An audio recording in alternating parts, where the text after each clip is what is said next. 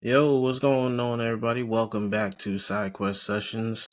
I am your host, Aaron, aka Keyblade Shinobi, and we are going to be talking about briefly the ending of Smackdown this past Friday, Monday Night Raw, which just happened yesterday, AEW Full Gear, and My Hero Academia, and then a couple other things here and there.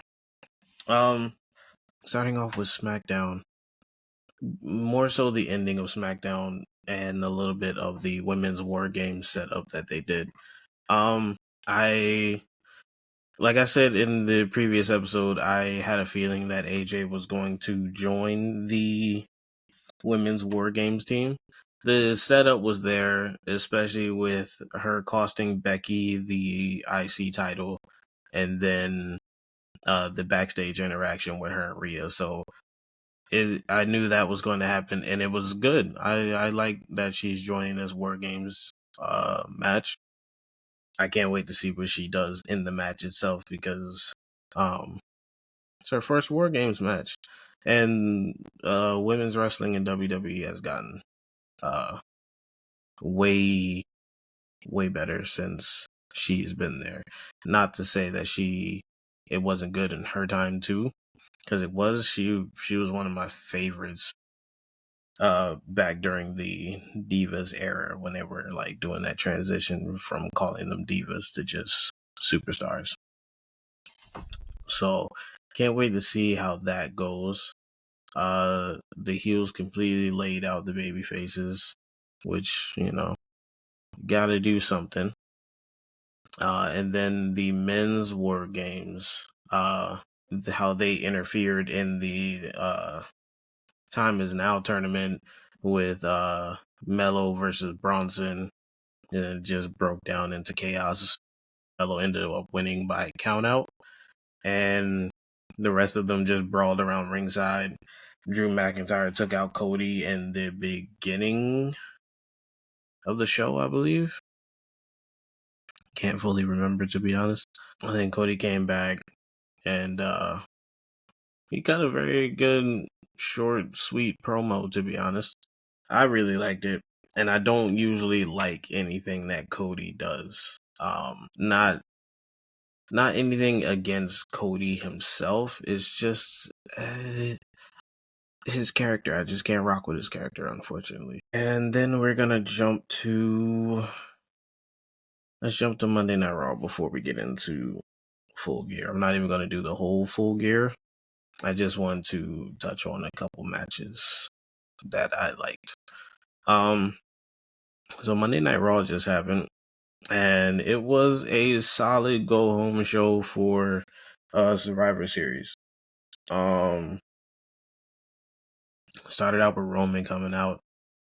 He did his whole acknowledge me bit, and then before you could say anything else, Cody came out. I was just like, "Come on, bro! You could have gave him some more time to talk." But Cody came out and did this whole "What do you want to talk about?"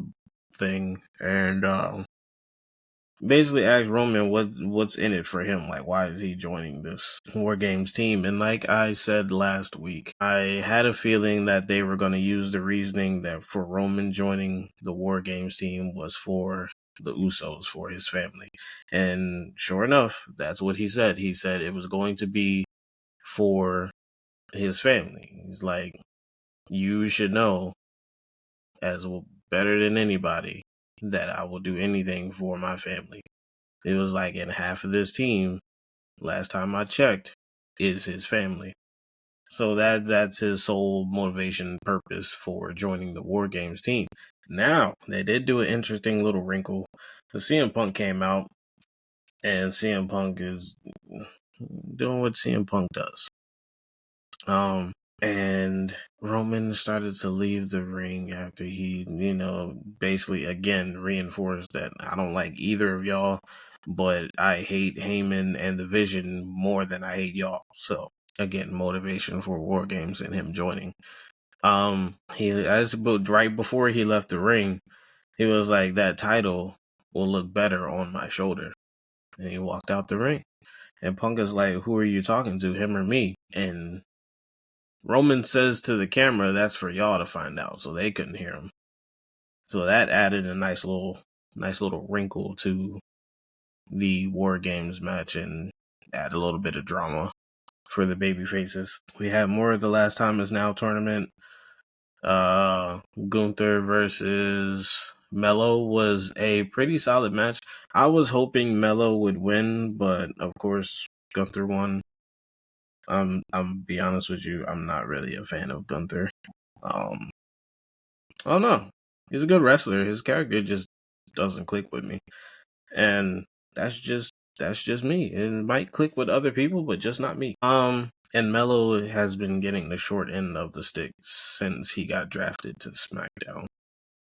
Him being the first overall draft pick last year and then them not doing anything to make it feel like he should have been the overall draft pick is absolutely insane. Then the other match for the tournament was Solo Sikoa versus Penta. And unfortunately, that match ended early due to Penta injuring his shoulder, I believe. Yeah, the match got stopped via the doctor. So, Solo advances. That's two people that have been injured that are supposed to be in this tournament. Sheamus and Penta.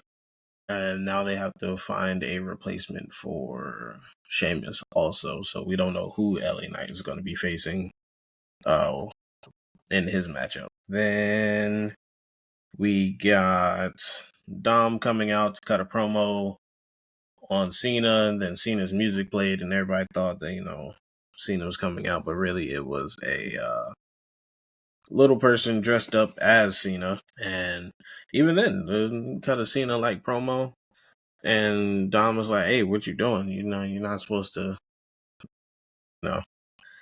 everything broke down. He ended up giving him the 619 and a frog splash. And then Ray came out to make the save. And that immediately transitioned into Ray versus JD McDonough, which was a good match. Ray ended up getting the win. Then we got then we got a promo from the women's War Games teams. Becky coming out saying that this is her team and she's assembled this team and put this team together, and was basically handing out backhanded compliments to every single person on her team except for Last Legend. Then the baby faces came out, all individual interests, of course.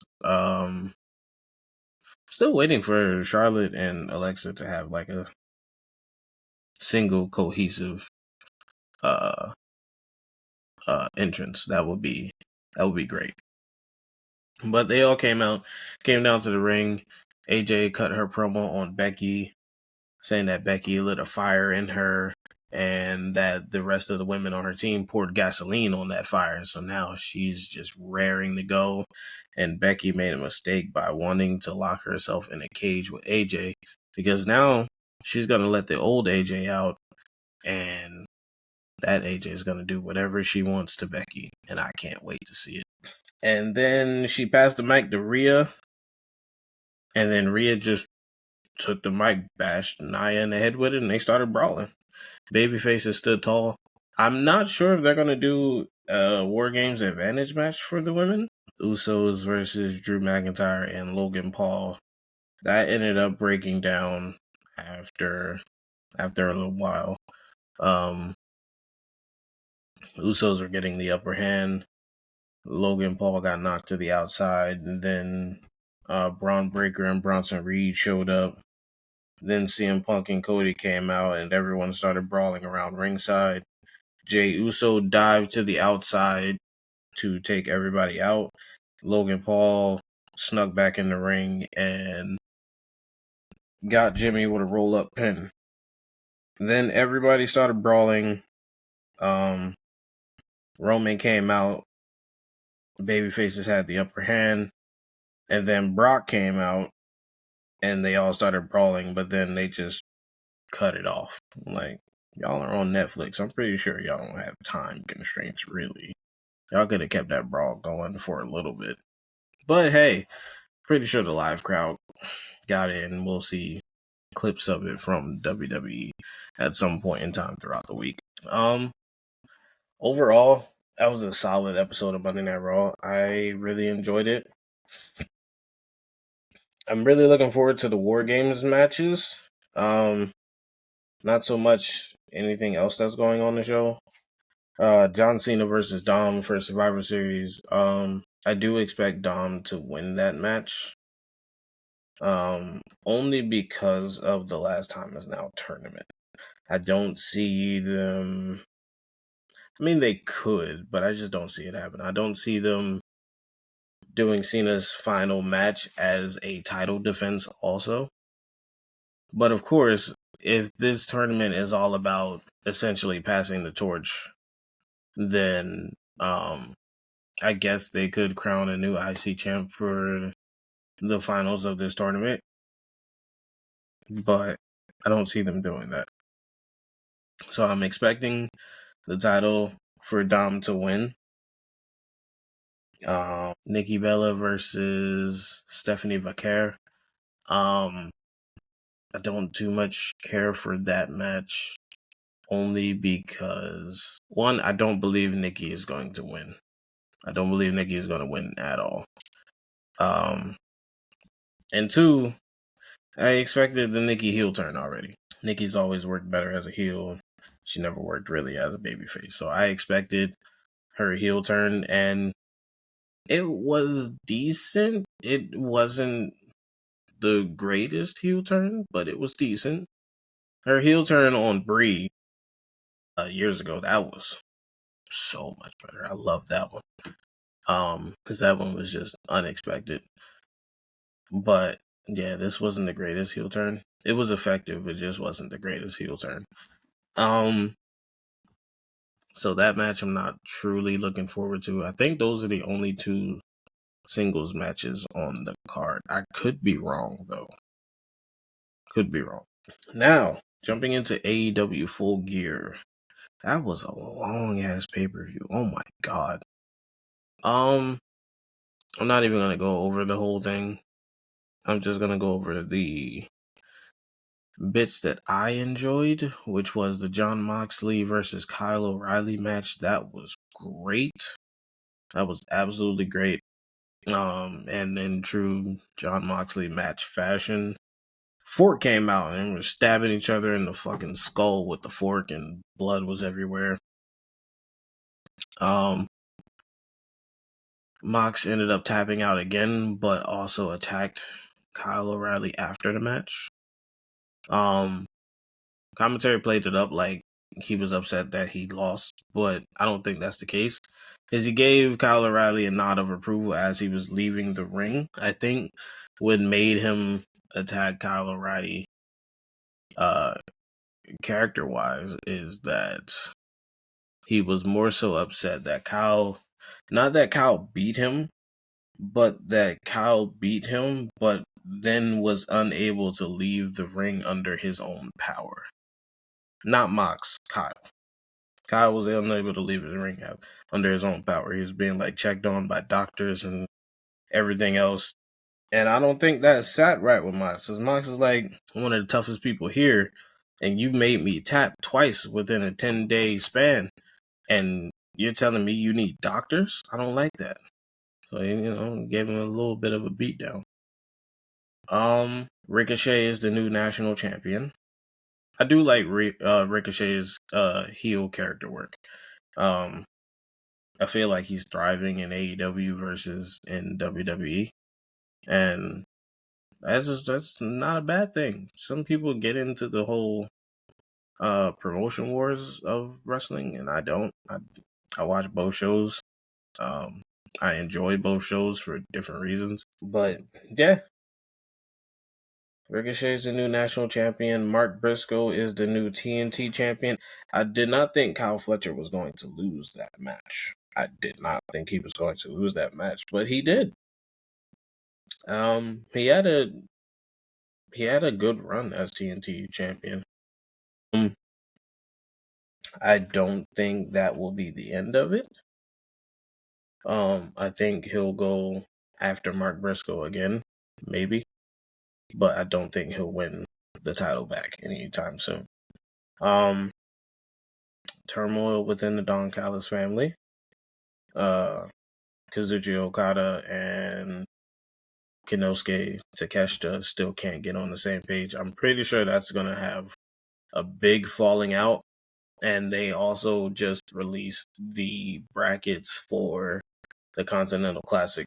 And if my booking brain is right, I'm pretty sure that's where it's going to go. Okada's in it, obviously, because he's the current champion. And then they put Takeshita in it also. And with their brewing and constant attacking of each other accidentally, I'm pretty sure that that's where the finals are going to be.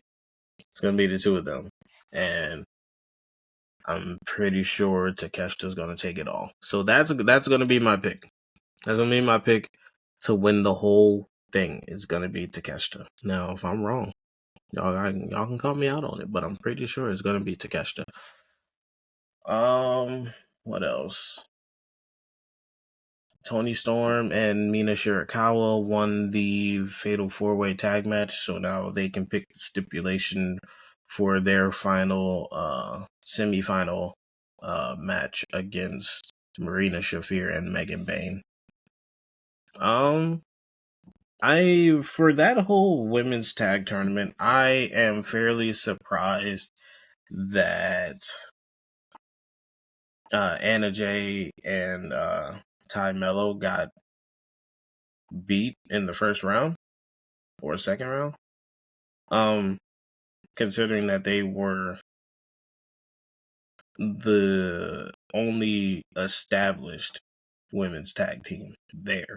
The rest of them just came together for the sake of the tournament, which is why I halfway expected Mercedes Moné and Athena to lose in that tournament.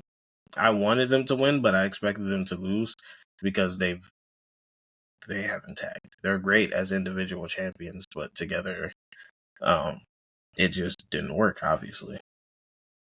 And speaking of Mercedes Moné, Chris Statlander is still your women's world champion. I feel like that was a good choice. Although Mercedes is going around collecting belts like no other, and I'm so happy for her every time she gets a new belt. I don't think it's time to give her that AEW Women's World Championship just yet. I think we need a bigger build-up. Let her attain a few more belts from other promotions. Let Chris Statlander get a few more defenses under her belt. Then put them back against each other and let Mercedes win. And then when she wins, she'll be on top of the world. She is now the TBS champion. She'll be the AEW Women's World Champion. And then let it slowly crumble. She'll start losing all the titles that she has won, one by one after the other. And then, once that happens, and she's just left with the AEW Women's World Championship, let her keep that one. Let her have a lengthy run with it. That is the one that she will defend the most successfully every single time. And then, after that, once you feel like she had a good enough run with it, have her drop the title. What else happened that I really liked on Full Gear? Hangman Page versus Samoa Joe was a excellent match. I really love that steel cage match. It was every bit of violent that I needed it to be, and then some. Samoa Joe ended up winning and becoming a 2-time AEW World Champion. Pretty sure it's 2-time AEW World Champion. Hook turned heel, reunited with the Ops, which I felt was going to happen, but wasn't entirely sure after he linked up with Eddie Kingston.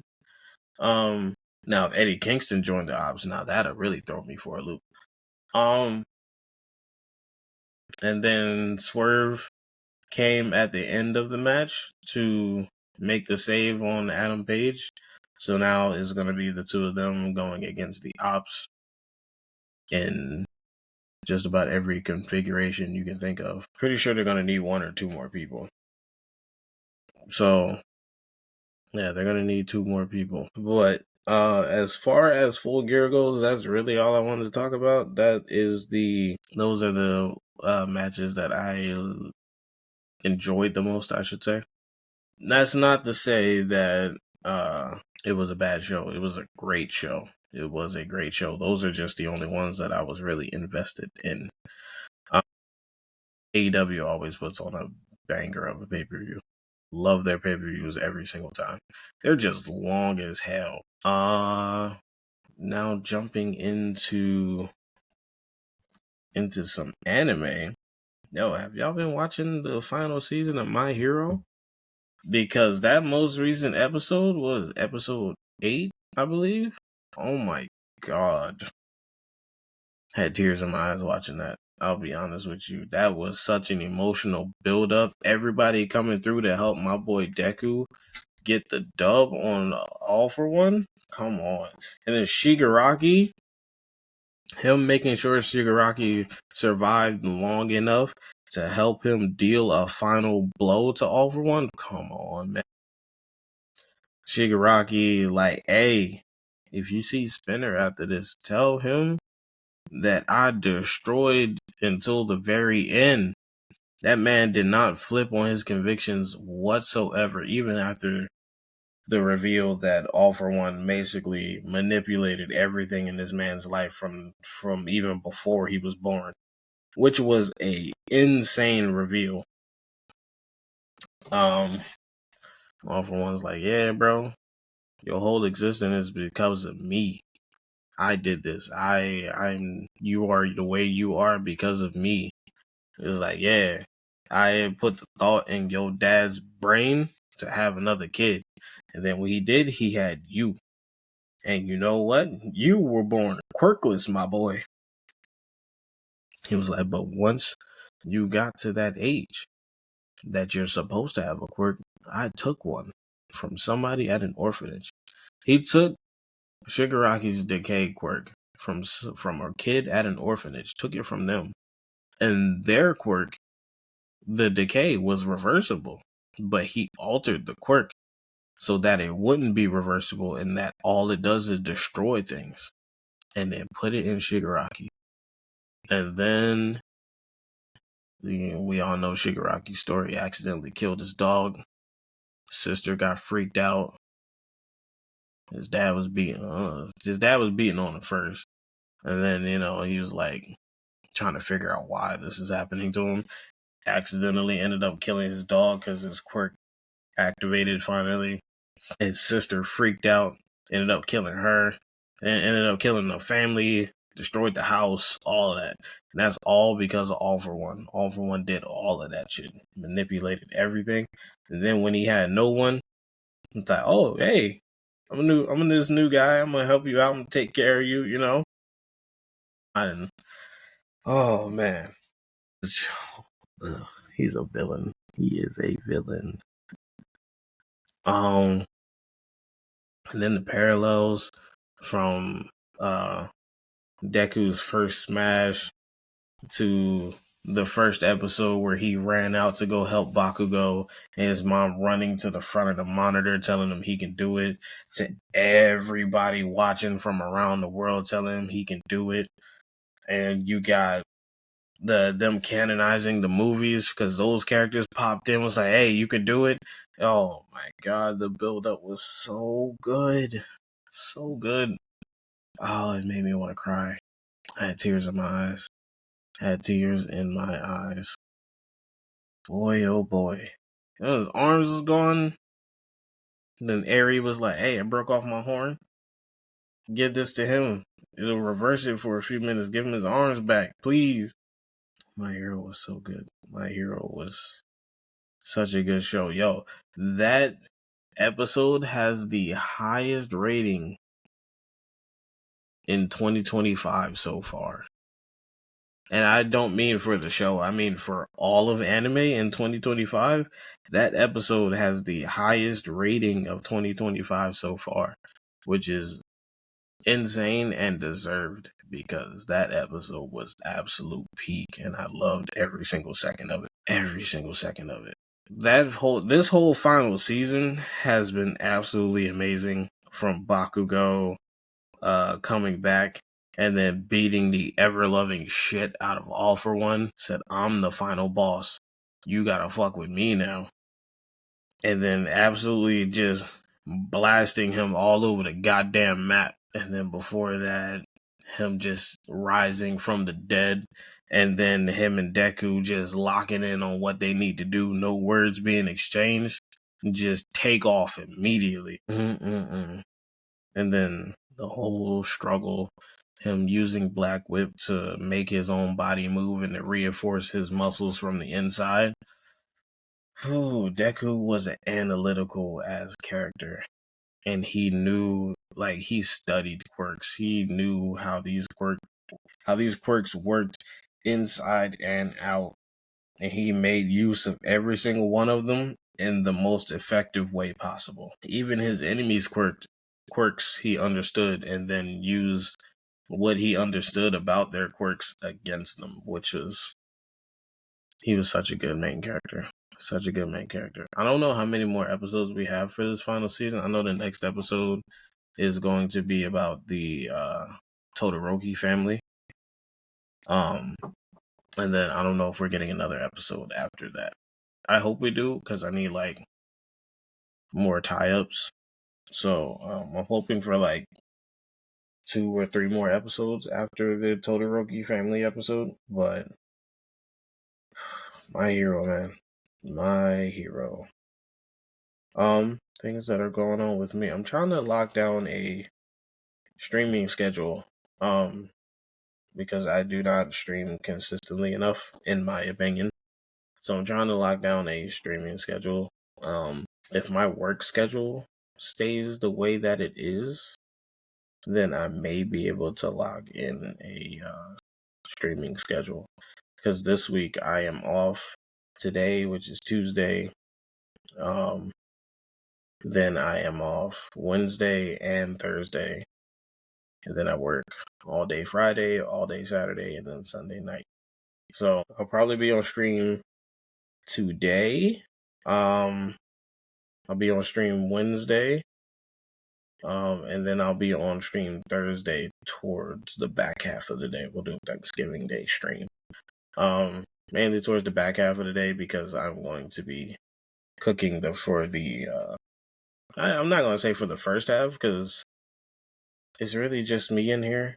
So I'm just not even going to be making traditional Thanksgiving type food. I'm going to do some steaks.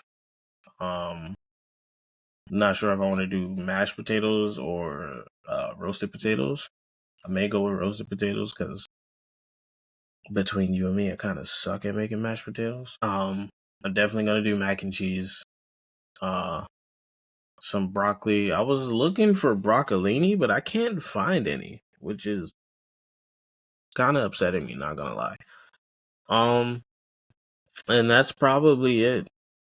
Any other traditional Thanksgiving food, I can just go to family's house and grab it from there. But as far as what I'm going to make here, yeah, that's it. Because I don't want to do a turkey, because that's just going to go to waste. I don't want to do a ham, because that's going to go to waste. And like I said, I can just go to my family's houses and take it from there. It'll be a lot easier that way. What else? So I recently made a Threads account for my content creation. I already had a following on my personal Threads account from the wrestling community that I built up on there. But as life started doing what life does and I started working more, I fell off of posting on that account. Because I used to post every Monday, every Wednesday, and every Friday whenever Smackdown, Dynamite, and Monday Night Raw was on. And I fell off because work started getting in the way, and then after work, I'm usually tired. And sometimes I'm at work while wrestling is on, so I can't post anyway. So I kind of fell off on there, but I do have a Threads account for my content creation, which is Keyblade Shinobi on Threads. That's my name everywhere. Keyblade Shinobi is on Threads, TikTok, Twitter, Facebook, YouTube. This episode will be on YouTube. Be a full episode, semi-edited, because I've been yawning a lot because it is 5:12 in the morning and I popped up at like 1, 2 in the morning after passing out. I had work Monday. I had work Monday morning, got home around like about 7-ish, and then cooked some food, watched a couple of my friends, watched one of my friends stream, and then I passed out while watching Monday Night Raw. When I woke up, I had to go finish the episode.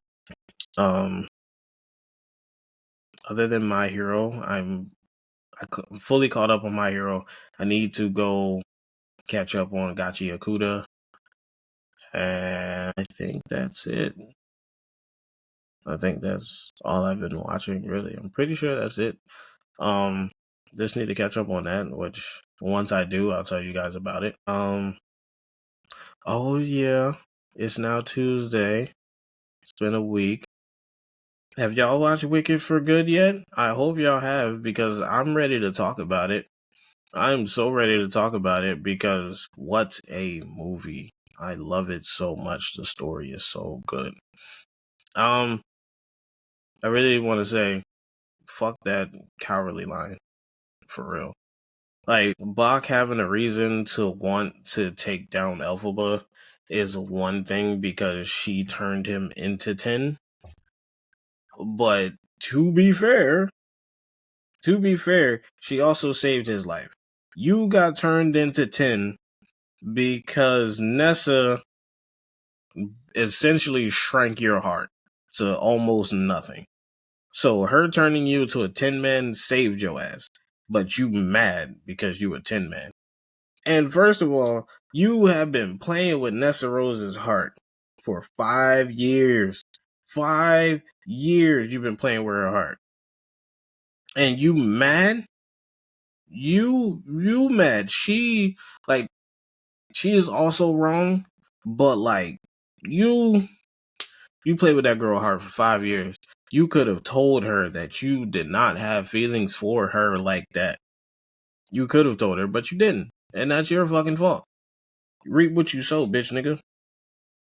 I'm sorry. I was a little aggressive. Fuck that cowardly lion. Because if y'all saw the first Wicked, the cowardly lion is the cub that she saved that was in the cage when they dragged Dr. Dillerman out of the classroom. And he like, oh, because she took me out of the cage, the only home that I know, it was like I grew up being afraid of everything and blah blah. Nick, she set you out into the wild. How did you grow up to be afraid of everything in the wild? Because if you were to be born in the wild, because you were still a cub, if you were to be born in the wild and you were to be a cub in the wild, you would learn to survive in said wild, in which you did learn to survive in said wild because you were a fully grown lion. You didn't die. How you mad at her because she set you free from a cage, my boy? Please, no. And then you notice during the movie they didn't give the Scarecrow anything to say about wanting to take her down, because the Scarecrow is Fiero, in case you didn't know.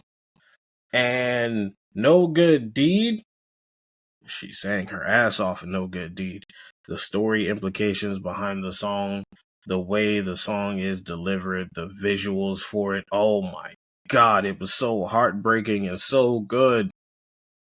People were saying that the song For Good At the end of the movie, the duet between Elphaba and Glinda was good, but No Good Deed is the best one on that soundtrack and in the movie. I promise you that. And No Good Deed, don't get me wrong, also good. Also good. I love it. It was definitely emotional. But No Good Deed is just, and then her not really dying, uh faking her own death so that she can go live her life with Fierro, who she turned into a scarecrow in order to save his life because dude was being beat to death in a freaking hayfield. Which I thought was absolutely fucked up because like even Glenda was like, "Hey, chill out. He wasn't gonna do anything," but they were beating that man to death in that hayfield, and that was the only thing that Elphaba could do in order to um in order to save him. And even then, she warned Nessarose back when Nessarose started shrinking, Bach's heart that any spells read and cast from the Grimory could not be reversed. They are permanent. Which means Fierro will live the rest of his life as a scarecrow. Bach will live the rest of his life as a Tin Man. And I don't feel bad for Bach at all. Fierro, I do feel bad for you. And then at the end of the movie, Glinda finally accepting her role as Glinda the Good and not playing a part of a larger scheme, basically. Her finally accepting and embracing that she is Glinda the Good, and the Grimory finally opening up for her was such good notes. I'm hearing that the writers of the movie and the studio behind the movie want to make another Wicked movie, but not about Elphaba and Glinda, but about Oz in general. And I'm nah, no. I think we're good. I think we're good. The Elphaba and Glinda story was as peak as it gets. I don't think we need anything else uh for that. At least in my opinion, I don't think we need anything other than that. Are there any other movies that are out? Not not currently. Um Now movies next year. Movies next year. I'm ready for all these movies next year. You got the Odyssey coming out, starring Matt Damon, Tom Holland, Zendaya, and Robert Pattinson. And the reason I'm excited about the Odyssey movie is because of Epic the Musical, which I told y'all about last week. Epic the Musical, I love that musical so much. So good. Love it. And I never read the Odyssey. Believe it or not, when I was in school, never read the Odyssey. So being introduced to the Odyssey by way of Epic the Musical was so good for me. So I'm excited for the movie. See a more dramatic take on the story. And Matt Damon is playing Odysseus. Anne Hathaway is also in it. She'll be playing Penelope. Tom Holland will be playing Telemachus. Zendaya playing Athena. And Robert Pattinson will be playing Antinous. I can't wait to see how he does with Antinous. And then Tom Holland as Telemachus, I feel like is a pretty good casting. I think he'll be able to play I'm not gonna say timid because I don't like. Keep in mind, my only impression of any characters from the Odyssey is Epic the Musical, and the way Telemachus is that he is essentially, he may be 20 years old, but he still has the mindset of a boy because his father has been away all his life. Because the day Telemachus was born was the same day that Odysseus left to go fight in the Trojan War. So Telemachus has had no father figure in his life. He just, grew up. So he still has the mindset of a boy. And I think Tom Holland can pull that off. but also make it a lot more dramatic. So I'm really excited for that movie. And then sticking with Tom Holland and Zendaya, you got Spider-Man Brand New Day coming out next year, which I am super excited for. I love Spider-Man. Spider-Man's one of my favorite Marvel heroes.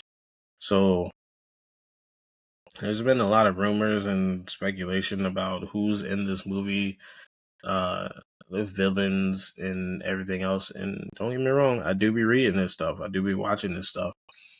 But it will never ruin the surprise for me once I go to the theater and see it. His new suit looks absolutely amazing. I love the way his new suit looks. And it, from the set photos that I've seen, looks like they're doing practical stunts and practical web swimming, which is even better. I love it. Then after that, we got Avengers Doomsday. And I am looking forward to that so much. I've been needing another Avengers movie because the last Avengers movie that we got was what, Endgame? Yeah, it was Endgame. So I'm ready for another Avengers movie. The MCU has had its ups and downs as far as public opinion is concerned. I haven't come across one MCU project that I genuinely disliked. There are some that to me don't really have that much rewatch value, such as the Ant-Man movies. I've really cared for Ant-Man, but those movies were solid in my opinion. What else? Black Widow, that didn't really have rewatch value for me. Their shows, some of their shows don't really have rewatch value for me. Loki, I'll rewatch Loki at any given time. Thor: Love and Thunder, only watched that once. WandaVision, I think I watched that like twice, maybe. The Marvels, all right. So the Marvels, I actually really liked the Marvels, and I watched it more than once. So many people hate that movie, and I'm not sure why. It's a good movie. It's a really good movie. Miss Marvel, I only watched that show once. Only gripe that I had about that show was that they gave her light-based powers instead of her actual mutant powers. But I understand why they did it because they didn't technically have mutants in the MCU at that point in time. So I definitely understand. But that's the only gripe that I had about it. Yeah, this not too much not too much really going on in life at the moment. We're gonna keep doing weekly episodes. We're gonna keep talking about different things every week. I'm also going to be taking questions and topics you guys want me to talk about each week. You guys just have to send them to me, drop comments, let me know about topics, and I'll talk about them. I think one of my friends, he said to talk about my top 5 favorite movies and why I like them, which is going to take some thinking, and I'll probably do that in the next episode. Someone else told me to talk about a good book. I like books. I don't read too often, but I do like books. I have a whole stack of books over there. So I'll look through those, see which one that I think you guys would like. Then I'll suggest it. If you guys read it, cool. If not, also cool, you know? But yeah, drop topics, drop questions that you guys want me to talk about. Anything and everything. I am willing to yap for you guys. But that will wrap up this episode. Wrestling heavy, very wrestling heavy. So much happened in the past week. And like I said, my hero was so good this season. So good. But yeah, this has been SideQuest Sessions. Tune in next week for another episode. I appreciate everybody for listening. Oh, I appreciate it for those who listened to the first episode and left me a 5-star review. Highly appreciate that. These will be available on Spotify, Apple Podcasts, and the video will be on YouTube at Keyblade Shinobi. YouTube will be the home for all of the podcasts as far as video goes. So those will be the home for all of the podcasts going forward. This is going to be the setup that you guys will see for every podcast going forward until I get more dedicated space for streaming. Thinking about using the attic, but I'm not sure how well that'll go. But for now, this is what we have. Yeah, we're just gonna take it week by week and see what we can do. We're gonna be upgrading the setup as we go along too. Like I said, you guys can catch me on Twitch, Keyblade Shinobi. Follow me on Instagram, Facebook, Twitter, Threads, all at Keyblade Shinobi. And I will catch you guys in the next episode. Thank you guys so much for listening, and I'll see you guys next time.